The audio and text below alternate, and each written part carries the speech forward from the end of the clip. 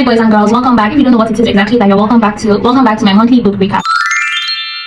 So earlier on this year, I said that I want to read a minimum of 5 books every single month. Now, I don't know if my creative juices were flowing or what in January, but I managed to read 6 books. And the 6 books that I read were No F's Given, Nigerian Men Staying White, Dewey, Falling Leaves, The Miraculous Journey of Edward Tulane, and My Year of Rest and Relaxation. There's a reason why I forgot that book, and we'll get into it. So like I usually do, I'm going to be rating these books and giving brief synopsis. So let's get started. First book, Falling Leaves. It was a true life memoir of the author. So it had to do with like all the discrimination that she faced as the child that was born and killed her mother. Like her mom died in labor giving birth to her, and then the dad had to get remarried, and the second wife that he married was not even Chinese, and she was very, very ruthless to all of them. It was a very emotional book. There were so many times when I was reading the book that I was just wondering, why is somebody this wicked? Like yes, I like wickedness, but that woman was ruthless. And like even her siblings discriminated against her. Like she just really went through a lot. She went through a lot, and I learned so much about the Chinese traditions, history in that book as well. So I would give it a 3.5. I would give it a 4/5. I would give it a 4/5. The next book I read was Nigerian Men Staying White. Now, for me, that book, like immediately I started reading the book, I could already predict what the ending was. It's the usual story of someone who thinks that they're in a perfect relationship, happy marriage, happy life. You know, they're always like, oh, you know, like just you think that everything is perfect, and then suddenly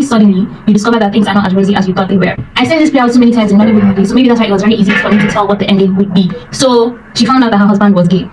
Pretty much it. I would give it a 2.5/5 because I don't know, just yeah. Next book I read was The Miraculous Journey of Edward Tulane. So this is more, for me, it was more like a kid's book because it was about a toy rabbit. And the irony is that I also had a stuffed rabbit when I was growing up that I really loved. I think I still love that rabbit. But yes, it was about the rabbit, his owner, he got separated from his owner, he was passed around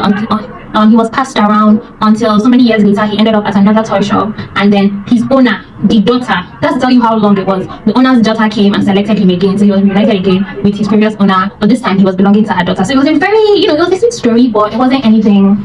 I passed the book on to my younger cousin, that's the summary. So I would give it a 2/5. 2/5, not because it's a bad story, but because it's something that I would have probably read when I was younger and I would have loved. At this point in my life, I'm like, next book I read was No F's Given. I'm saying F's because Instagram violation policy, but the book is actually called this, and it had to do with healing after like heartbreak and, you know, just moving on. I don't know if I should call it a self-help book. I think that it would be a self-help book for someone that is currently experiencing that, or someone that is currently in that situation. I thank God that I'm not currently in that situation. I mean, I have been in that situation in the past, so I could actually absolutely relate. And I don't even know, like the funny thing is that like there was this part where Tony said that, you know, like some of this previous partners like tried to like come back and check in and blah blah blah blah blah. And coincidentally, like maybe I finished reading that book, someone is trying that with me, like Koshi dan go Koshi butter. So yeah, but I don't know if I should call it a self-help book, but like I said, it was really, really nice. I feel like a lot of women can relate to that book. So if you know that you're going through that, or you're going through that, or you have a friend that's going through that, you might as well share the book for them to read. Like it just, you know, it's something that every woman can relate to.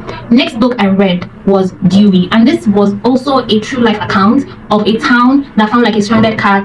Sorry, not the town.